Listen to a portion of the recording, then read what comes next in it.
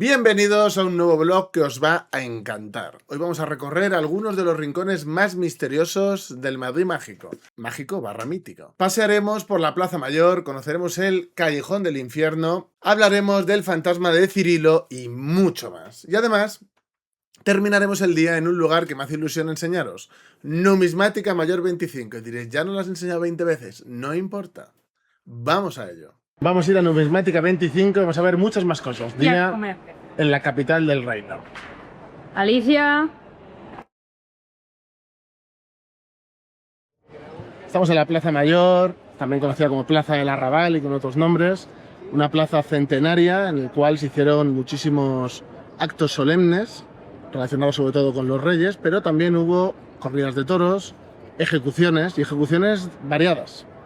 Aquí también la Inquisición hizo de las suyas, que ya sabéis que es un poco sobredimensionado todo, pero es una plaza con mucha historia y con también mucha historia mágica, mitológica, por ejemplo, de fantasmas, almas en pena, gente que murió de forma terrible y que se supone que sigue apareciéndose aquí, como por ejemplo, voy a hablar posteriormente de él, del fantasma Cirilo, y es una plaza que tiene mucha historia a todos los niveles.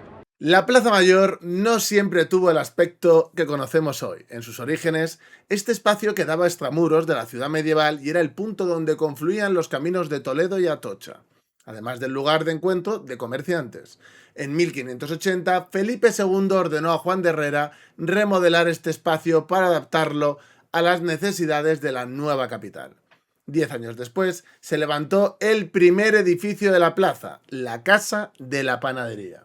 No es hasta 1617 cuando se da forma a la Gran Plaza Mayor. El encargo recayó en el arquitecto Juan Gómez de Mora, que respetó la Casa de la Panadería e hizo una plaza con edificaciones de ladrillo rojo visto, estructuras de madera y tejados de plomo. A lo largo de su historia, sufrió 3 grandes incendios, pero el más devastador de todos fue el de 1790, que redujo a cenizas cerca de 1/3 de la plaza. La reconstrucción fue iniciada por Juan de Villanueva y tras su fallecimiento continuada por Juan José Sánchez Pescador. En esta reforma se unificó el aspecto de todos los edificios tomando como referencia la Casa de la Panadería, el único que sobrevivió al incendio. Ya en el siglo XX, la Plaza Mayor volvió a transformarse con varias restauraciones, siendo la más importante la realizada entre 1967 y 1969. Cuando se elevó el nivel del pavimento para construir el aparcamiento subterráneo que existe bajo nuestros pies. Es en esencia la plaza que seguimos contemplando hoy. La Plaza Mayor guarda muchos más secretos de los que parece a simple vista. A apenas unos pasos de aquí se encuentra uno de los rincones más oscuros y enigmáticos del Madrid antiguo, el llamado Callejón del Infierno. Y su historia es mucho más sorprendente de lo que podáis imaginar. Por aquí vivía el hombre que quiso realizar el mayor de los regicidios conocidos en la historia de la capital. Estamos ante el llamado Callejón del Infierno, que se llama así porque en esta plaza hubo varios incendios, 3 de hecho, de gran relevancia, y aquí se formó una especie de lengua de fuego, y que la gente decía que era como el aliento, ¿no?, de fuego de un dragón. Aquí además se han producido asesinatos, y actualmente es un callejón bastante lúgubre, donde hay un aparcamiento, y donde mucha gente sin techo, que lamentablemente en Madrid hay muchos, suelen estar ahí entre cartones y es un poco la imagen que si venís os vais a llevar. Pero es un callejón con mucha historia, tanto real como mágica, que también es parte de la historia. Aunque hay algunos que digan que no, nuestra mitología, el folclore, etcétera, también es parte de la historia. En este callejón, donde vivieron 2 sacerdotes que pasaron a la historia por convertirse en asesinos, aunque solo uno de ellos llegó a consumar su crimen, uno de ellos fue Martín Merino, conocido por intentar apuñalar a la reina Isabel II en 1852, cuando se dirigía a la Basílica de Atocha. La reina sobrevivió porque el estilete del sacerdote resbaló sobre el corsé que llevaba puesto y Merino acabó siendo ajusticiado a garrote vil. Quien sí logró su objetivo fue Cayetano Galeote, otro cura que vivió en el Callejón del Infierno. En 1886 asesinó de 3 disparos al obispo Narciso Martínez, en la puerta de la colegiata de San Isidro.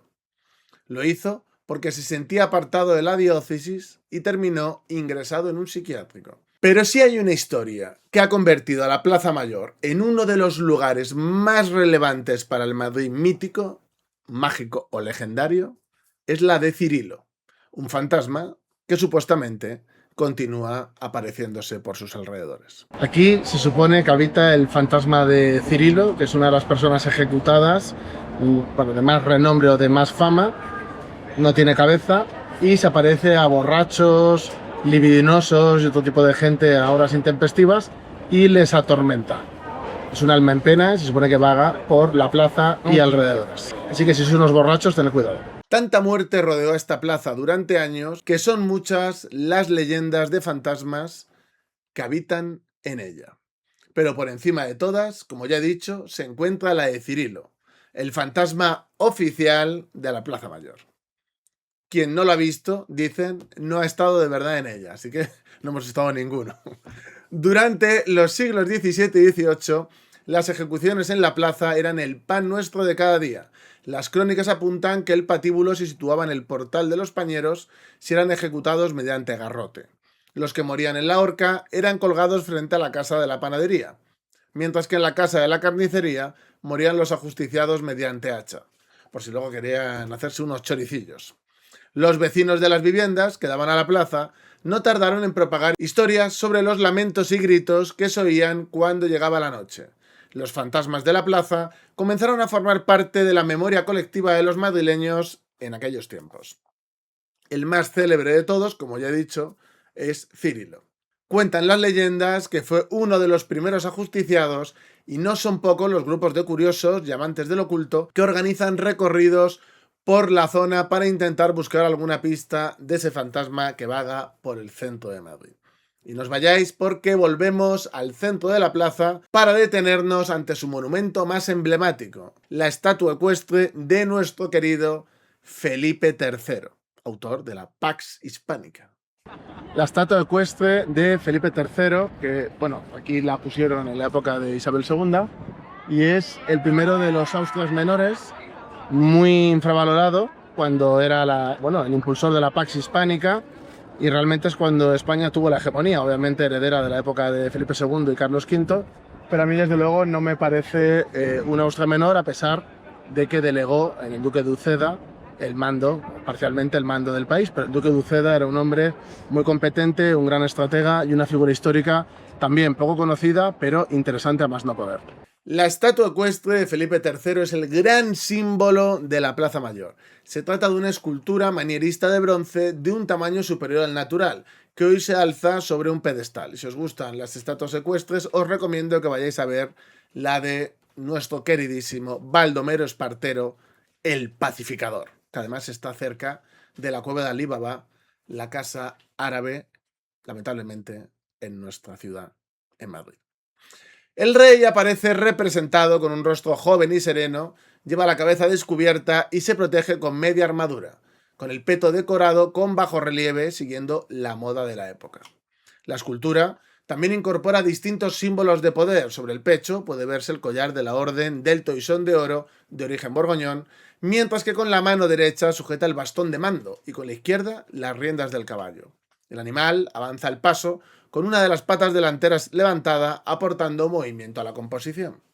Nos despedimos de la plaza, pero nuestro recorrido por el centro continúa. A muy pocos metros de allí se encuentra otro lugar cargado de historia, la parroquia de la Santa Cruz. Y os aseguro que su historia os va a sorprender.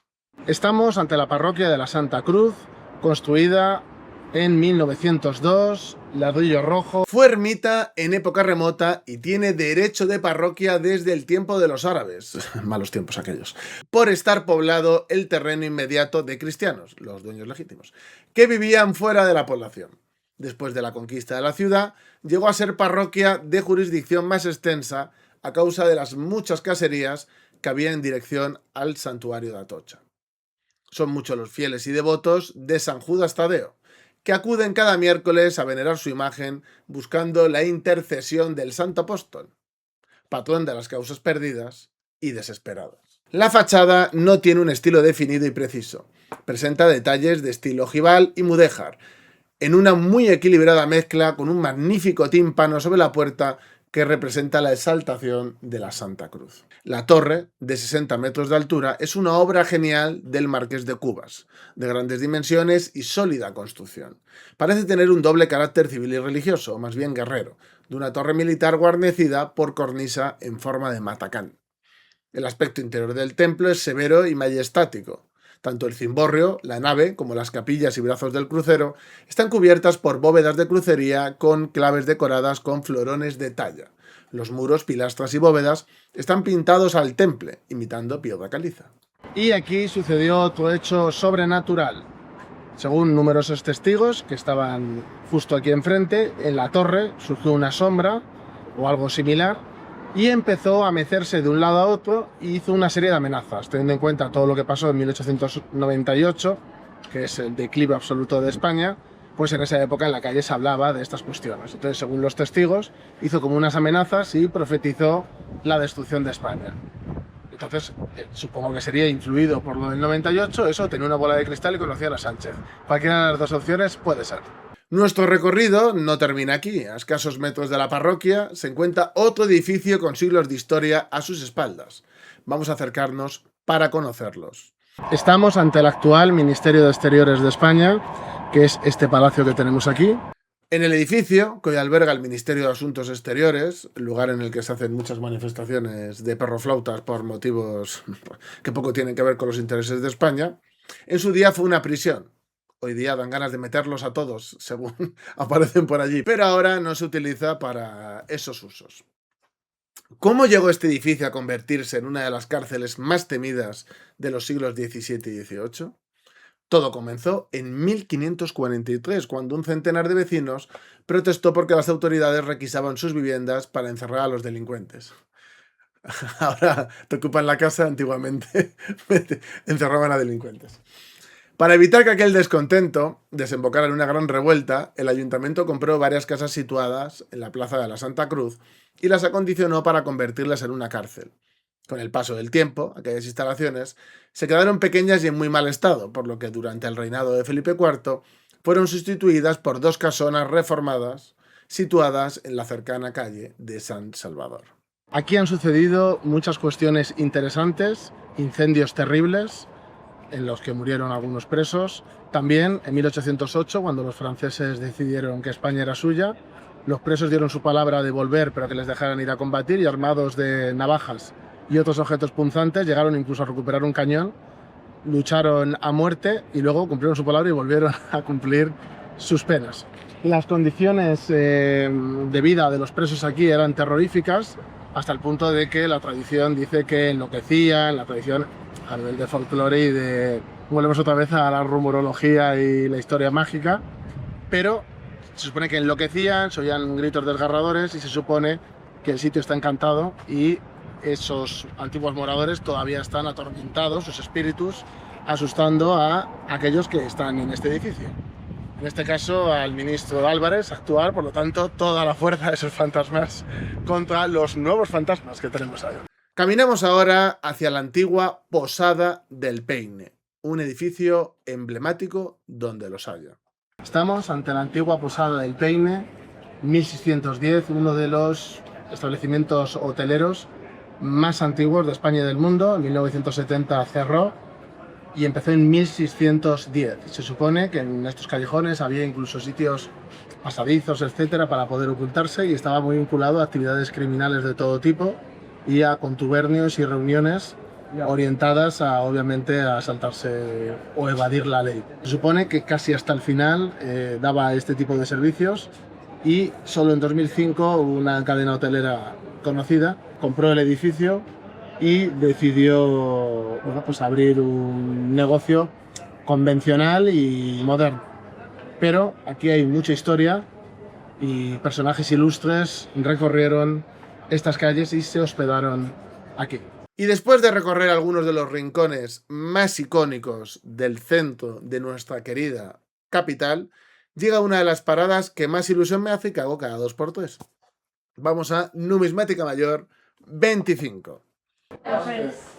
Qué a gusto estáis aquí, ¿eh? Sí. Madre mía, hombre, si fuera Buah. comparar así de madre mía.